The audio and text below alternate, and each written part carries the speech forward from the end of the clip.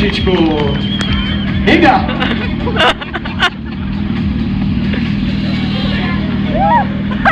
Tak, teď se pěkně položte.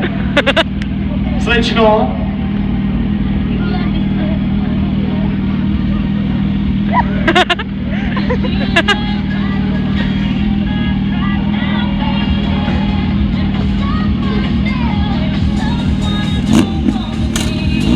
Kdyby si Pepa aspoň nechal otevřený štít na helmě, tak by těma očima mohl slečnu fixovat a uklidňovat. Takhle mou kouká do zavřeného hledí přilby. A jedeme nahoru. Já si myslím, že to je lepší než Let's-která dráha na Let's-které atrakci pouťové.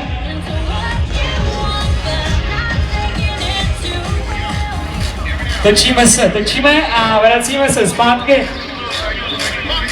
Tak Pepa to jistě hodí zase na přední kolo, kousek po ním. A zase jdeme na přední, samozřejmě. Mám pocit, že kdyby se slečna pustila, tak by letěla. Tak zatleskejte jim trošičku za odvahu. Potlesk jednak pro slečnu, jednak pro to, co vám předvádí Pepa Sršek. A ještě neskončili. Najdeme si stupačky.